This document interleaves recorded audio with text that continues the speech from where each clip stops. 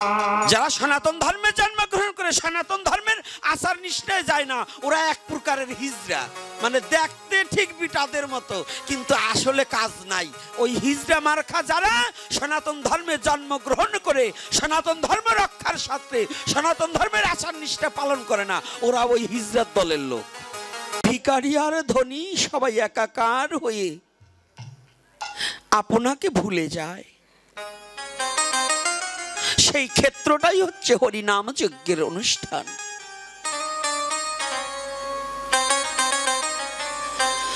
ধনী তার ধনের হিংসা ভুলে যায়, কুলীন তার কুলের গৌরব ভুলে যায়। আচ্ছা বলুন তো, নামযজ্ঞ যখন হয়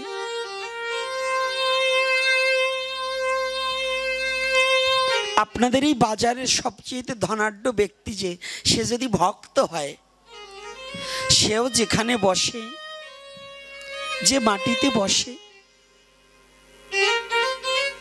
এই বাজারে যে ঝাড়ু দিয়ে খায়, যে ভিক্ষাবৃত্ত জীবন হাত পেতে ভিক্ষা করে করে খায়,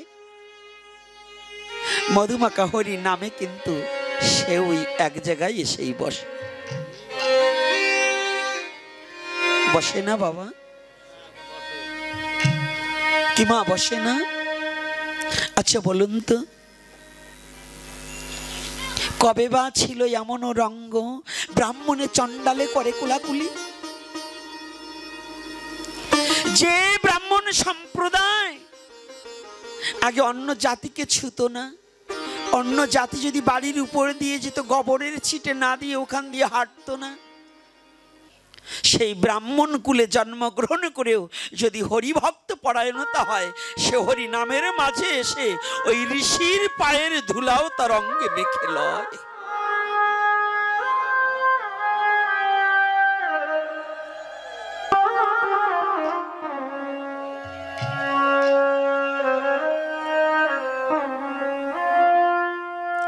যখন নাম শ্রবণ করিতে করিতে ভাবে একাকার হয়ে যায়, কে ঋষি, কে মুচি, কে কামার, কে কুমার, কোনো বোধগম্য থাকে না, তখন দেখে সবাই গোবিন্দের ভক্ত।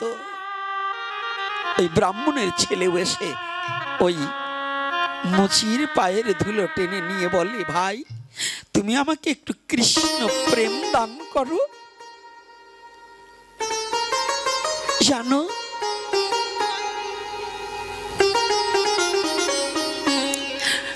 আমাকে এমন একটু কৃষ্ণ প্রেম দান করো। মুচির ছেলে বলছে, কর্তা আমি তো মুচির ছেলে, আপনি আমার পায়ে হাত দিচ্ছেন কেন? যদি শুদ্ধ কৃষ্ণ ভক্ত হয় বলে, ভাই কে ব্রাহ্মণ কে বা মুচি, এই হরি নাম করিলে জগতে সবাই শুচি।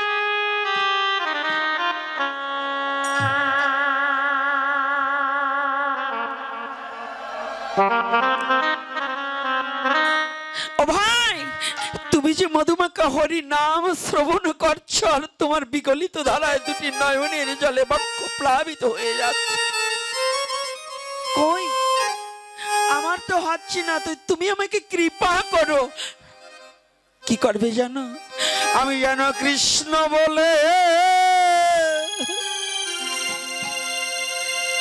কাঁদিতে পারি,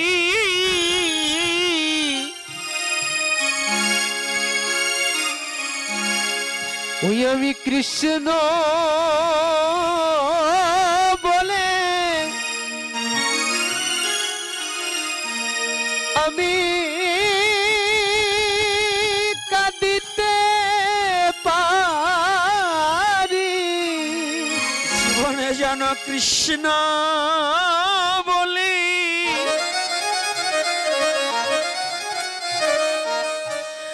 আমি কাঁদিতে পারি, জীবনে কৃষ্ণ বলে আমি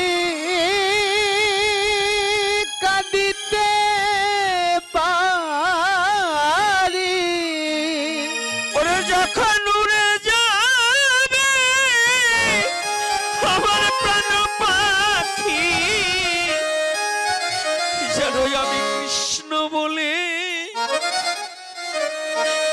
ওরে কাঁদিতে পারি।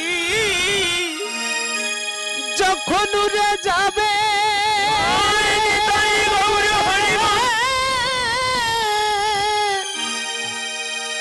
ওই আমার প্রাণ পাখি কৃষ্ণ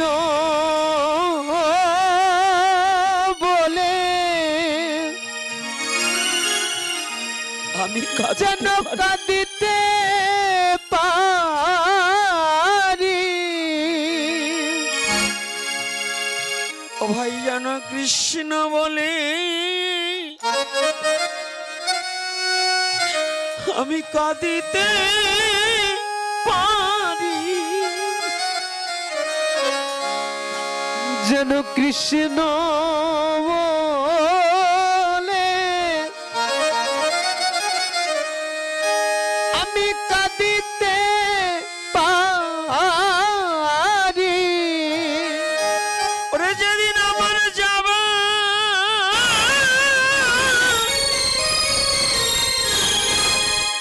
ওরে সময় হবে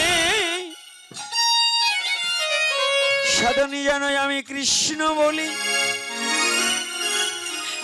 কাঁদিতে পারি। যেদিন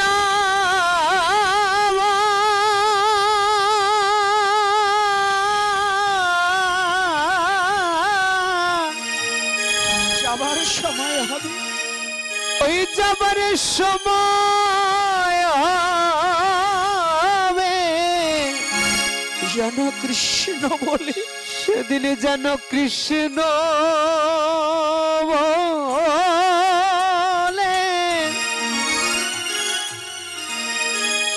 আমি কাঁদিতে পারি।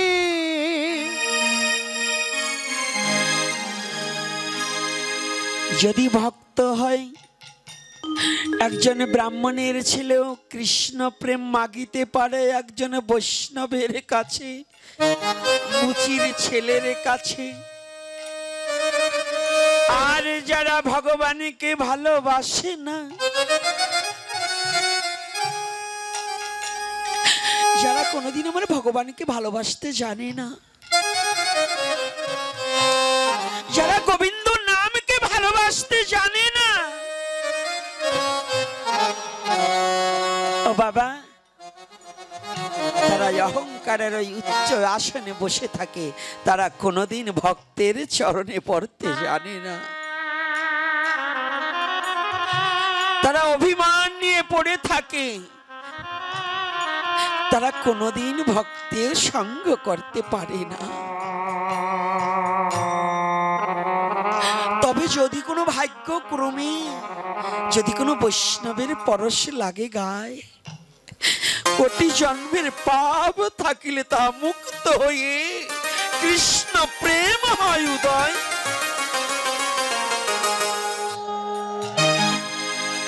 কৃষ্ণ কৃষ্ণ কৃষ্ণ কৃষ্ণ কৃষ্ণ। মহাপ্রভু সুরধ্বনির পার দিয়ে হরিনামে করিতে করিতে রওনা দিয়েছে।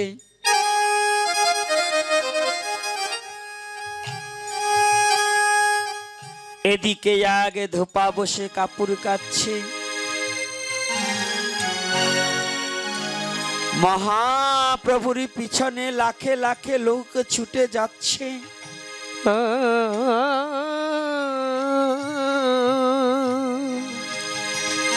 প্রভু আমার উদ্দণ্ড বাহু তুলে নৃত্য করছে আর বলছে, হে জগদীব, তোমরা সবাই কৃষ্ণ নাম করো,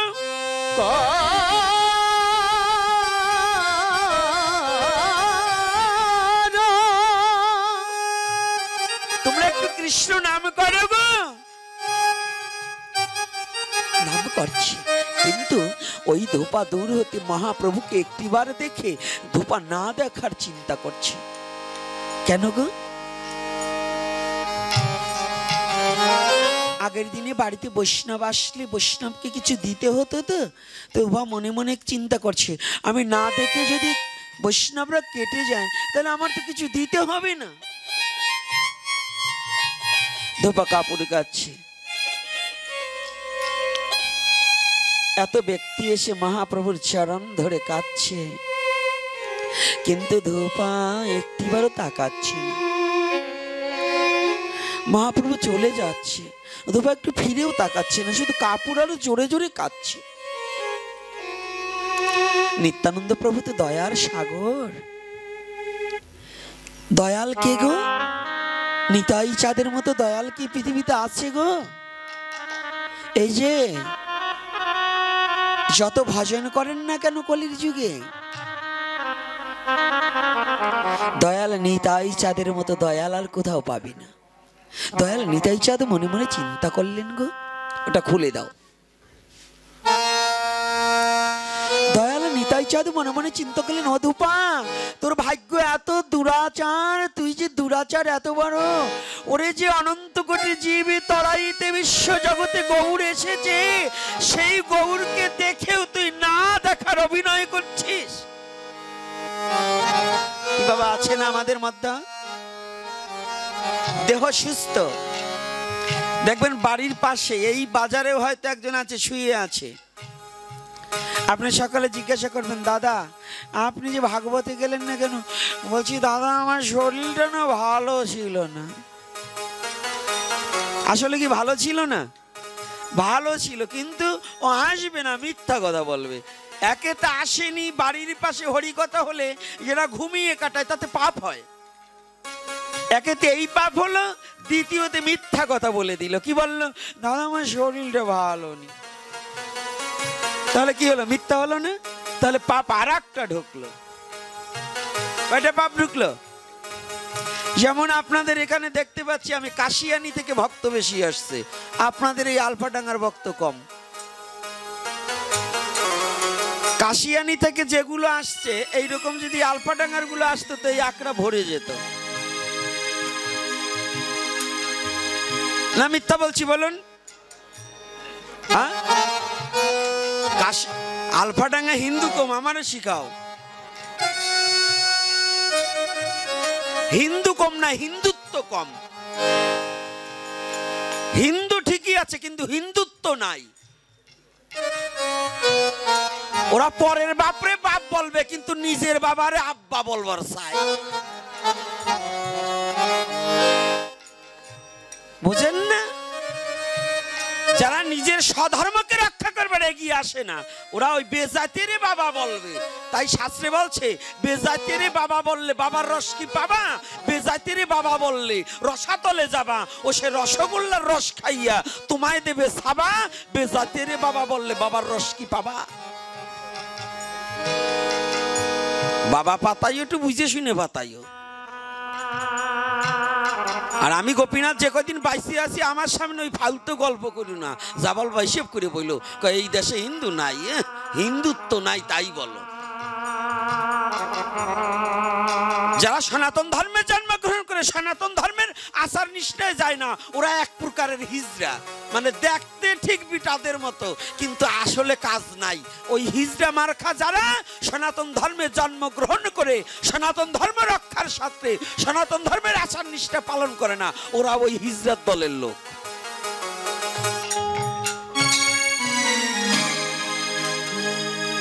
কি রাগ করছেন নাকি আমার কথায়? বলেন না মিথ্যা বলছি? ওরা ওই চুরি পরিয়ে ঘরে থাকার দরকার। উপর দিয়ে ফিটফাট, তল দিয়ে সদরঘাট। মানে অবস্থা কি বোঝেন না? উপর দিয়ে হিন্দু আলি দেখায়, কিন্তু আবার গোপনে গোপনে তলগুজা খায়। হিন্দু আলি দেখালে চলবে না, হিন্দু হতে হবে। হিন্দু কাকে বলছে? হিন্দু মানে যার হীনতা দূর হয়েছে। আমি কিসের হীনতায়? যার হীনতা আছে সে কোনোদিন হিন্দু হতে পারে না। যার হীন মন আছে, উদার মন হতে হবে, প্রেমিক মন হতে হবে। ভালোবাসার দুয়ার খুলে দিতে হবে, তবেই তুমি হিন্দু। হিন্দু এত চারটেখানি কথা না, ওই একখান শাখা একটু সাদা চুরি তাও আজকাল নিবার চায় না, মাঝে কয়বার খোলে। তো বাংলাতে ভারতবর্ষে খোলাখুলি বেশি। কি খোলে না মা?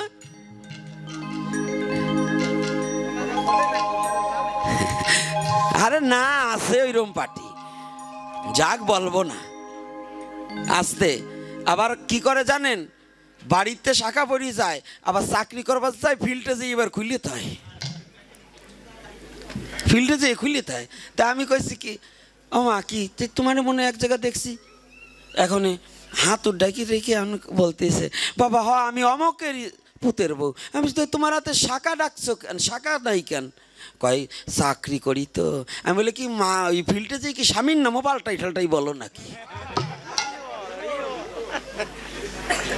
যারা ওই শাখা খুলে বাইরে যাই ঘুরতে পারে ওরা স্বামীর নামও পাল্টাইতে পারে। ওই পথে যাইয়ে কেন ওই সিরিজ জায়গায় আর একটা বসাই দিয়ে আর একটারে নিয়ে আটতে পারে, এতে ওদের কোনো কিছু যায় আসে না।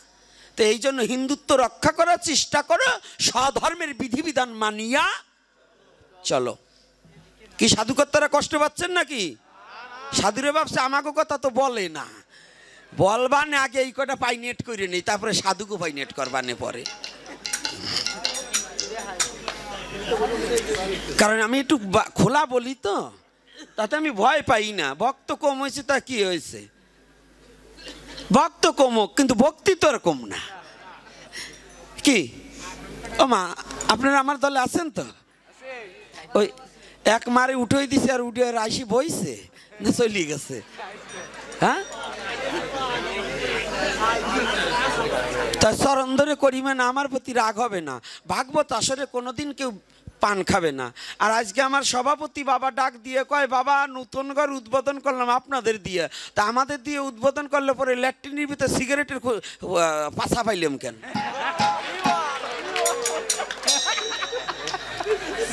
আমি কিন্তু সব চোখ আছে সত্যি কথা বলিয়ে দেবো। এই যারা আকড়ার ভিতরে এসে সিগারেট খান, ওই রকম ভক্ত এই আকড়ার ভিতর ঢুকে নেওয়া বাইরা থাকেন।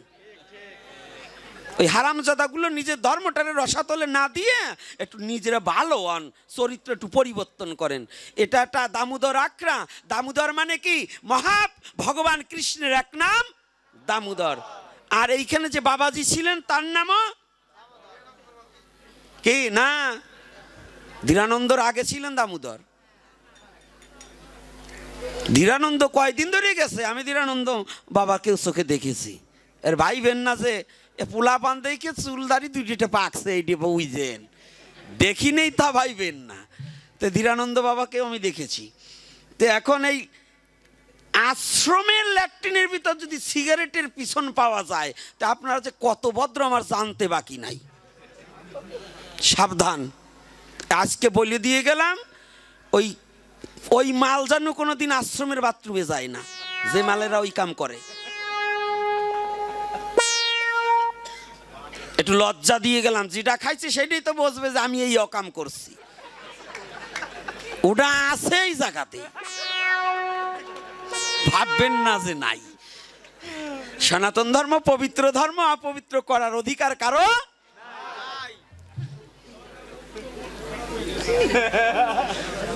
না। এখন আসবে না, এখন আসবে। বিড়ি সিগারেট খাইয়ে মুখ না ধুয়ে কেউ ভাগবত আসরে বসার চেষ্টা করা উচিত নয়। এরও ব্যাখ্যা আছে, পরে বলবো, তো আগে ভালো করে শুনুন।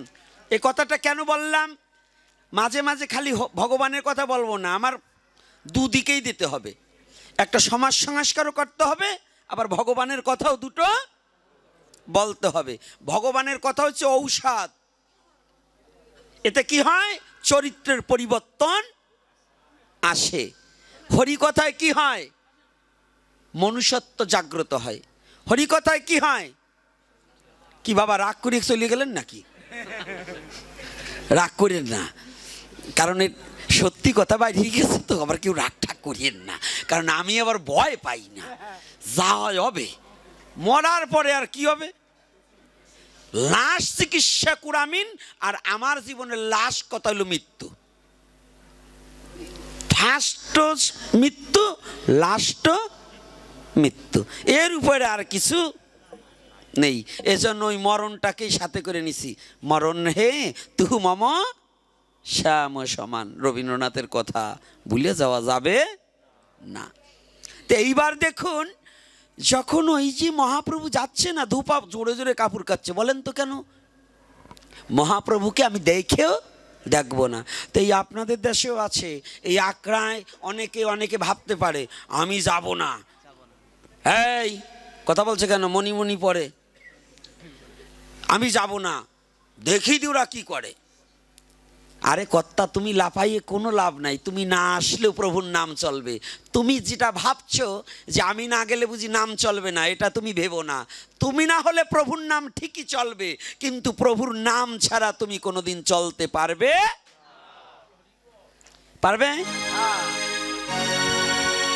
আমাকে ছাড়া প্রভু চলতে পারবে, কিন্তু প্রভুকে ছাড়া আমি চলতে পারবো কি?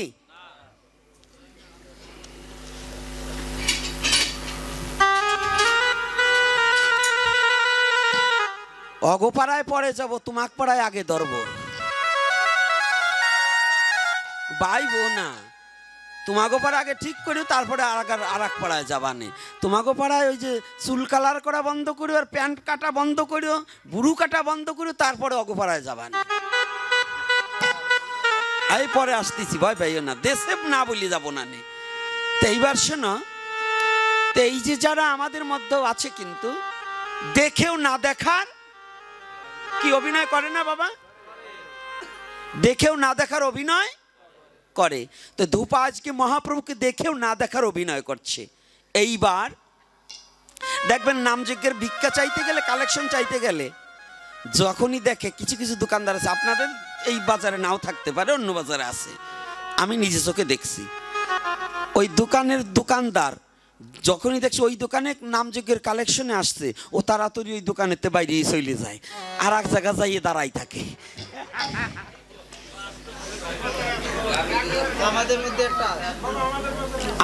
আছে বলতেছে, বাবা আমাগো বাজারেও আছে। তাহলে মিথ্যে বলি নাই তো? তাই চিন্তা করেন, উনি টাকা নয় 50 টাকাই দিত, ও 10 টাকা।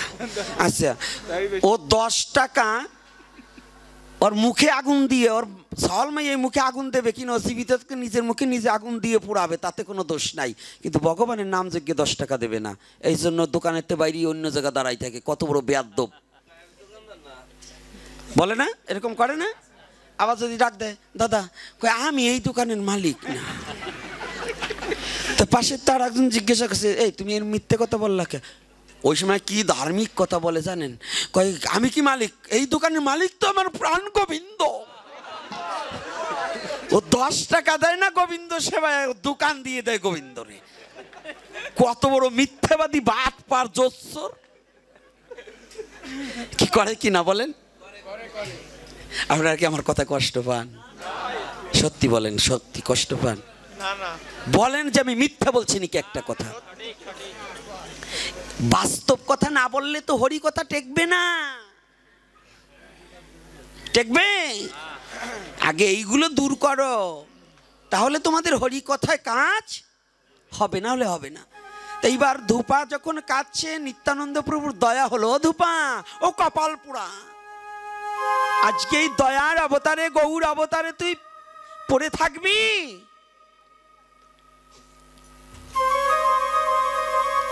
নিত্যানন্দ প্রভু নাম করছে, আর ওই ধূপা যখন কাপড় কাচ্ছে, মা চোখ বুঝিস না মা, তুলসীর পাতা দিয়ে দেন বাবা। ও মা চোখ বুঝো না মা, ও মনি চোখ বুঝো না, এই তুলসীর পাতা। সাবধান, চোখ বুঝলে উপায় হবে না। আগে শোনো কি বলছে। তো নিত্যানন্দ প্রভু যাই ধূপাকে বলছে, ও ধূপা, ধূপা শুনছে না। কিছু লোক আছে কুটনা কথা ভালো শোনে, কিন্তু ভালো কথা শোনে না। কানের কাছে চিল্লাইয়ে নাম করবে, কি বলিস? আর যখন ঝগড়ার কথা হবে, আমি শুনি নাই, ভাবিস আমি কম শুনি না। ধূপা আর কি যখন নিত্যানন্দ প্রভু গিয়ে বলছে, ও ধূপা, ধোপা শুনছে না। এবার নিত্যানন্দ প্রভু মনে মনে চিন্তা করছে, ধোপা এই দয়ার অবতারে সবাই গৌরের চরণ পাবে, আর তুই কি গৌরের চরণ পাবি না? ও ধোপা, যে চরণ পাইবার আসে যোগী থাকে যোগ সাধনে, ব্রহ্মা পাই না ব্রহ্ম জ্ঞানে, সেই চরণ এসে গৌর হরি যেচে যেচে হরি নাম বিলায়। আর তুই বসে থাকছিস, কথা শুনছি না। ধোপা নিত্যানন্দ প্রভুকে দেখে আরো বেশি জোরে জোরে কাপড় কাচ্ছে। নিত্যানন্দ প্রভু গায়ে হাত দিয়ে ধাক্কা দিয়ে বলছে, ও ধোপা, ওরে সময় চলে গেল, তোর ভাগ্যে আর কোনোদিন কি হরি নাম হবে না? তুই একটিবার আয়, বদনে ভরে হরি নাম কর, একটিবার ছুটি আয়।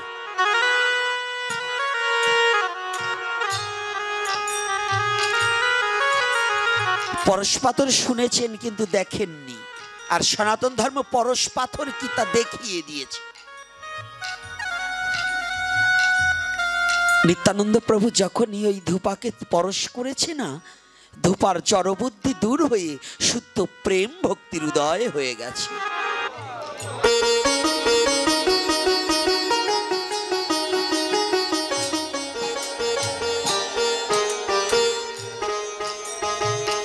স্পর্শ করার সাথে সাথে ধূপার প্রেম ভক্তি উদয় হয়েছে। ধূপায় আমার নিত্যানন্দ প্রভু অগ্রভাগে নৃত্য করছে আর নাম করছে। ধূপা তেমন করে হরি নামে করছে আর নৃত্য করছে।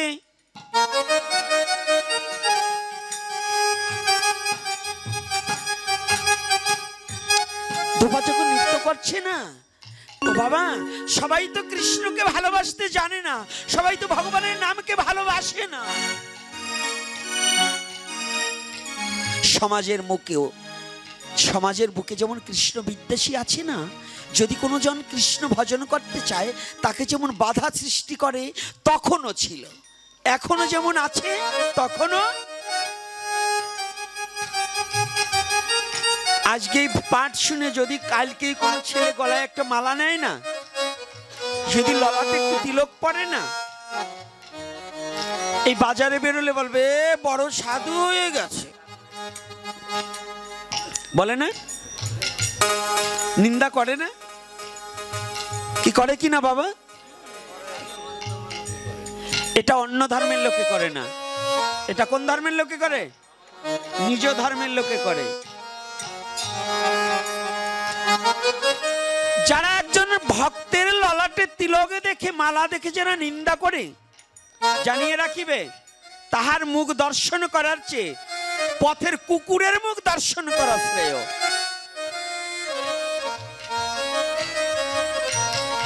একজন শুদ্ধ ভক্তকে দেখে যারা তিলক মালা নিন্দাকারী ব্যক্তির মুখ দর্শনের চেয়ে বাজারের কুকুরের মুখ দর্শন করা যায়, কিন্তু ভক্ত নিন্দাকারীর মুখ দর্শন করা উচিত।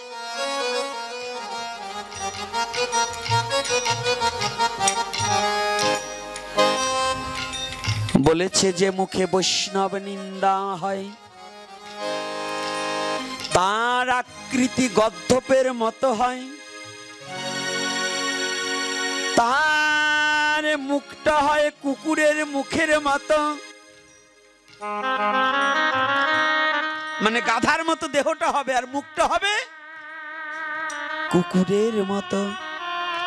যে মুখে কৃষ্ণ নিন্দা হয়, যে মুখে বৈষ্ণব নিন্দা হয়, যে মুখে গীতা ভাগবতের নিন্দা হয়, হয় না? আজকে আমার প্রণব টিভির যে সাংবাদিক বাবা আমাকে প্রশ্ন করেছে, বাবা ভারতের থেকে শিশু সরকার এসেছে, লোকে বলে বিভিন্ন রকম কথা বলে না, শিশু সরকার কিছু তার গান প্রসঙ্গে কিছু কথা বলেছে, কৃষ্ণ নিন্দাকারী কিছু কথা বলেছে, তার প্রতিবাদ আমি করেছি। আমি একটা কথা, তাকে একটা কটু কথা বলেছি।